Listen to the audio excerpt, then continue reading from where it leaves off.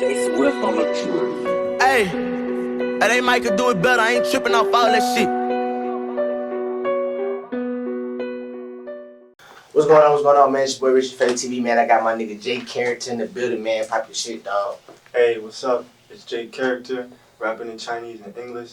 I'm from New Orleans. You can see me performing live in ATL. Definitely follow me on the Instagram at Jay Character Music. And I'm about to release a lot of information. This is a nice interview, and you're gonna learn a lot. Yes. So, man, tell these people how could they get into the door internationally, being able to go on tour, being able to be an artist in different countries like you have been. Man, so to be completely honest with you, a lot of my experience, like working with foreign artists, came from living overseas. But I came to realize that there's a huge market for working with foreigners through Instagram. Like not many apps, like many other social media apps, but primarily Instagram. There's a lot of people, if you really spend your time searching for them, they'll work with you. There's a lot of like European producers that'll mix and master your stuff for free. They send out your beats because it's just like they just want a taste. And if you really got the sauce, if you really where you're supposed to be, it's gonna come to you. You just gotta reach out for them. You just gotta reach out to them. So if you want to expand yourself, do some research. Like gotta understand what places are coming up. Africa, Australia, you got Europe, you got even Russia is coming up on rap, but especially Brazil. And you want to go to these places, type in these countries, be like hashtag Brazilian producer. Bam, start hitting them up. You know what I'm saying? And then they will hit you back, and next thing you know, you got a French verse on your song. You know what I'm saying? And that's major. So you're originally from New Orleans, right? Right. And then you relocated to China. How did that work? So from New Orleans to China was actually like that's kind of a long stretch. I started off in New Orleans, and I was there until Hurricane Katrina. And after Katrina hit, we got relocated to here in Atlanta. And then I spent time back and forth between Virginia, Atlanta, New Orleans, all the way until I decided to go to college. I went to a military college in New England and Vermont. It's like 2 hours from Canada, from the border of Canada. It's cold. That's dope. And then after that, it was back and forth to China. That's dope. When did you find out or realize that you had a talent for music and that music was something that you wanted to do? You know what's crazy, man? Like I actually grew up around it. I grew up with my mom being an entertainer and seeing her like going to her book signings and like seeing her like act on stage and stuff. And so I was always in it at that stage, but at that time when she was doing her acting and her books, I was playing instruments. And that was like my music. And what I realized that did for me is that made me attracted to I'm into music because I'm into the actual sound waves. And it sounds strange to try to explain to you, but when you listen to rap music and you listen to my rap and you see how I change my flows, it'll like really stand out to you.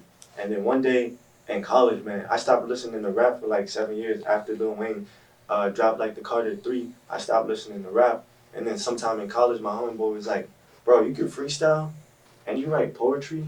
He's like, why don't you rap? And it became like an outlet for me. It became like a therapy for me. And then it became a dream, and it became like a way of life. And then it became the only thing that I could do. You know, that's really how it started. So take me back when you did your first show overseas in China, man. What was that like, dog? Man, my first show overseas, I was nervous. I was nervous because it was like it was the start of this. It was like making it a reality. My first show was at a school in China, but I got asked to do it because they saw my name coming out. And like 3 months, man, I was the hottest new person in Chengdu, China. Yeah. You can Google, you could ask yourself, you can go over there. And they asked me to do it for a room of at least 150, 100 people. Yeah. And I was like, yo, this is crazy that I'm actually like, after I do this, I'm a rapper. Yeah. You know? And I was running around, jumping on the stage, running through the crowd. Like, I had to give out energy that people who didn't understand my language, I had to give out enough energy for them to like me and to like my music. And now, with that being said, that's why you can see when I perform on stage, I go crazy with it. Because I'm just used to like having to I'm used to crowd control, you know? And like, I could never go back. the underground vibe of China. Like playing, dude, I did a couple more shows as well. Like I learned how to host, I learned how to organize events, how to get people together, orchestrate people. It was a challenge, and I was doing it all in China, in Chinese most of the time. And so now it's just doing it in English. I'm like, Yeah, let's get it. I feel that. I feel that. What was the transition like from coming from a model to an artist? That's a good question. So I started modeling. So by the time I was a senior in college, at that point it was 7 years. I started modeling as a junior in high school, and I had no idea that I wanted to do rap. I had no idea. I didn't even know that like that was a thing for me, you know. But as I fell in love with it, at the point when I fell in love with it, I had just begun getting paid for modeling. I had just begun doing like actual photo shoots, working with photographers, and it was just almost like a seamless platform because I had modeled for so long that it became part of me. Like at any given time, I'm a model. You see me walking around, I'm modeling something, and it's just kind of like it's how I carry myself. And so doing it for that long, once it becomes a part of you, there's no like effort to be put out from it. It just kind of naturally comes, and I'm always thinking about how to make it better because I'm always thinking about how to make myself better. And once I had the platform, once I had the vision and like the exclusivity of working with designers who work with rappers, it was like a seamless crossover. And to be completely honest with you, when I was in China, I got put on by a fashion designer. And when he brought his homies through, he brought about 15 people, and like 5 of them were rappers. And they were like, bro, like this dude designs our clothes, you're dope. We were freestyling, talking it out.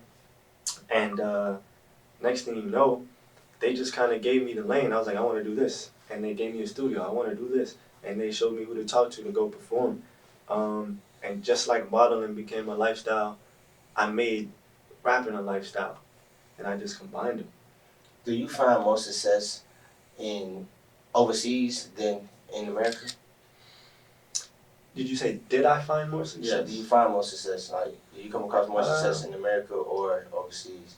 I would say so this is not the answer. In America, it's the people who are successful are like really successful.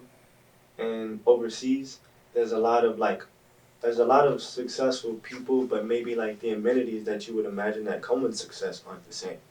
So there's more to do overseas because there's more space to come up. There's more space to grow. Like America's been established for a very long time. So to get to an established position, you gotta wait for somebody else to leave. Overseas, there's still ways to make your own lane. And so I guess with that being said, there is definitely more success to be had overseas because people aren't so, they haven't, it's not like 200 years of hardcore tradition. They're used to new stuff, so you can bring new stuff. And I want to be global. So a lot of my success will be in America, but once I'm set, I'm always going to go overseas. I'm always going to travel somewhere else. I'm always going to explore that because like that's how you really understand things when you leave and experience other cultures. And like with that being said, man, if you're from anywhere, going somewhere else and being successful, I guess that has to be more success because it takes a lot of work. What is the biggest obstacle you overcame so far in your music career? I shouldn't say music industry. Close.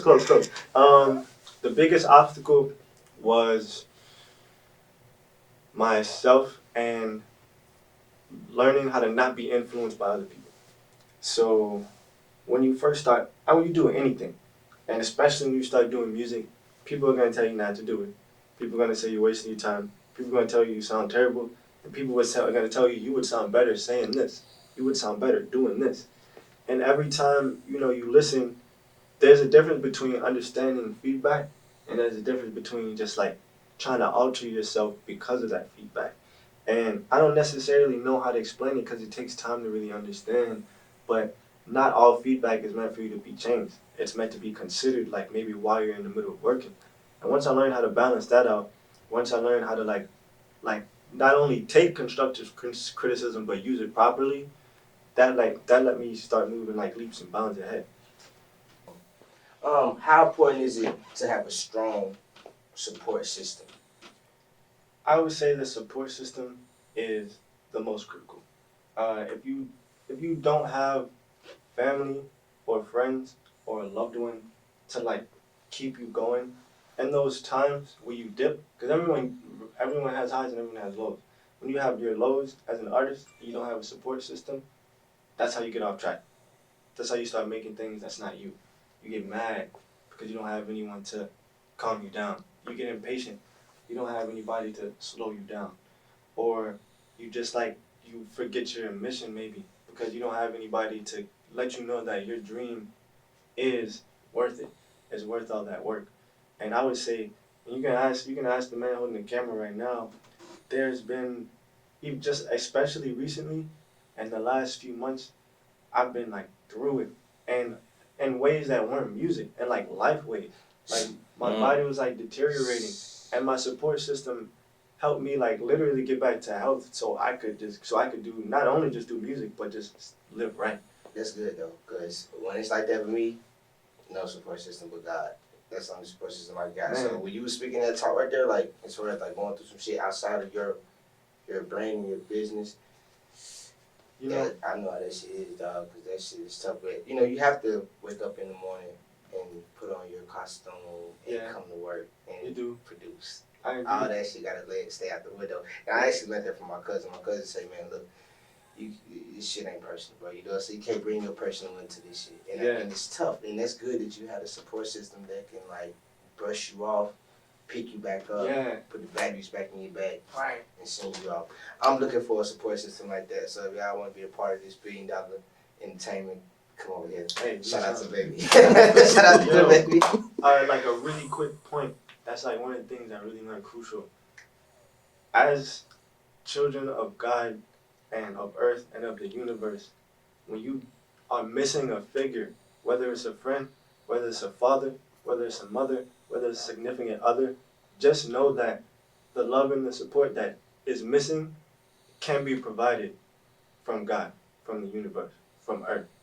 And like, once I learned that the places where the people who I needed support from, where they were unable to give it to me, I would just look to God and God gives it to you. Exactly.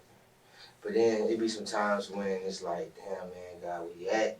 It's getting thick. It's getting tough, Jack. It seems like it though. It seems like it. But when it's tough, there's always something to learn. Yeah. And if you as soon as get tough, if you think, oh, it's getting tough, I gotta learn something. Yeah. I guarantee you it won't be as tough. Well, it might still be tough, but it won't last as long. Yeah. I don't know how God been on your top. But I know when you get on my top. I'm going through, boy, I'm talking about it get tough. Hey, like, bro, I almost died 3 times in the same summer. It gets tough. I feel you. Man, listen, man, you know how you feel like you gonna die. You know how it gets so tough. You feel like you finna die next. Right. Like it's all going, it's all going down. It's all going left. Next thing else is death. You know what I'm saying? But true. You gotta come back like a survivor, man. You gotta stay strong. That's why I stay strong. That's why, you know, you'll never see me crack. You feel what I'm saying? Like you might look like I'm cracking, but I ain't never cracking. You ain't never gonna crack, cause you know what? Crack. God will never put you in a situation that you weren't strong enough to make it through. Exactly. So if you give up, you gave up on yourself. God never gave up on you. Exactly. So, what is the difference between your music today and your music back in your past, in the back in the gum? My music today and my music in the past. Woo! So, I've always been lyrical, you know. And I've definitely always been a flow type dude. But my first music, the lyrics were cool. The lyrics were like there. They weren't. Now the wordplay. Don't get me wrong. Lyrics and wordplay are different. My lyrics always had meaning. And at first, I was in a different place. I was angry. I was sad. I was not the full. I was a fraction of who I am now. You know, and my music shows it was a fraction of who I am now. So my stuff was a lot more straightforward. There wasn't a lot of sauce on it. It was just kind of like, here's what I have to say. And I said it cool. I always had cool beats. But as I grew, I learned how to like fluctuate my voice, how to like kind of do some crazy stuff. You'll hear my ad-libs. Sometimes I have like really high pitch ad-libs, or I'll be like really low. And I learned how to use that. I learned how to say more by saying less, and I got a lot more patient. And when I got patient, that allowed my music to grow to the point where like I wasn't trying to fit everything into one song. I wouldn't just be, I'm not beating you with messages anymore. Now, I learned that there's like, you gotta have fun with the music, man. You gotta have fun with it. And before I was way too serious because I was just in a lot more, I just wasn't reaching for that happiness. And like, joy is critical. You're making music for people to be happy. You know, you're making music for people to listen to. Or at least I am. Yeah. So, uh, the patience allowed me to incorporate all of what I really want to put in the music. And you can go back. Actually, I have a compilation of my first year's work on SoundCloud called Arcadia Lane. It's probably always gonna stay on SoundCloud. One day when I'm big like Drake, I'll release it everywhere. But as of now, you'll see firsthand exactly what I'm talking about. I was always spitting, but then when you hear like my new stuff, it's like my new stuff's like, hey, it's like a little swaggy, you know? Lost the shit, yeah. I fuck with that shit. I fuck with that shit, yeah, man. That's good, man. So I know you excited about performing this new single you dropped and you want on a media run. So what inspired this new project that you're working on with right now? Well, the current project that I'm working on, I got to start with the fashion at which I'm working.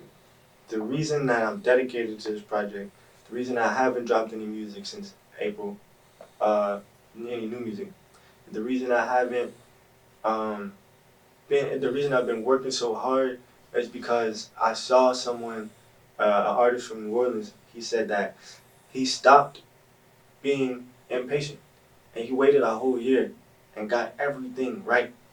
And as soon as he dropped it, the results came back in ways that he couldn't imagine.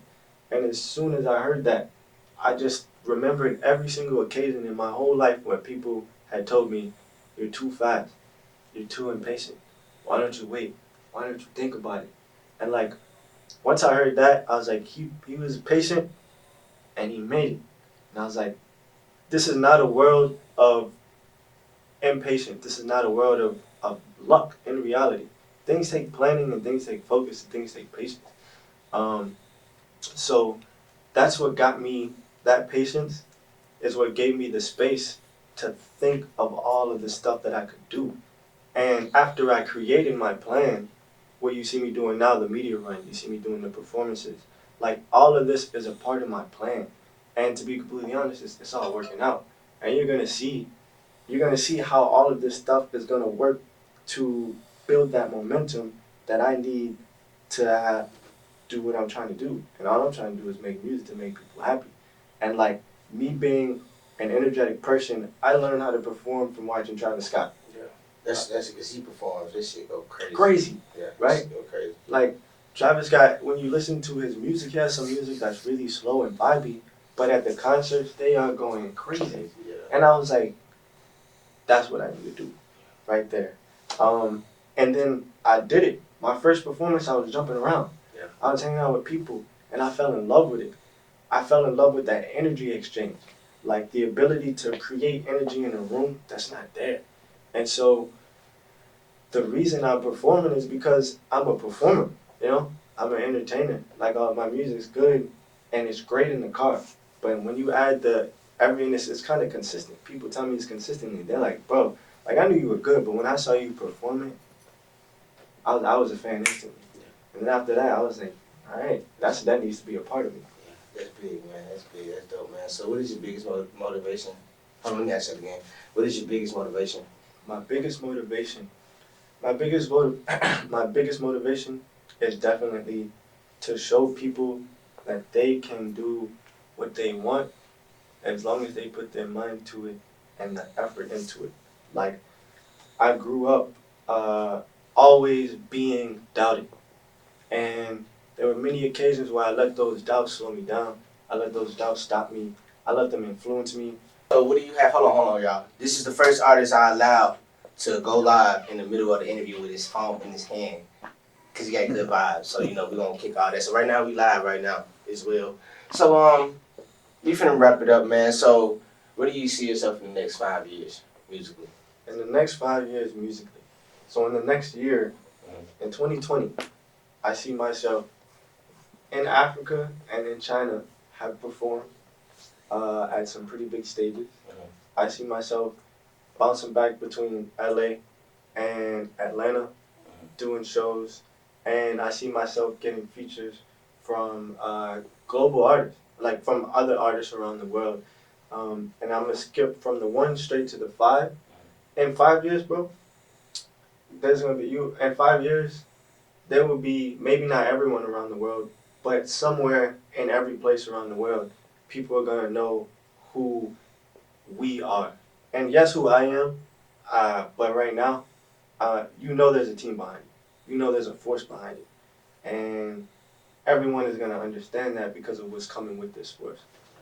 Positive vibes, good energy, and truth to let you know that you can do whatever you want as long as you put in the work and put your mind to it. And I'm gonna show you how to do it.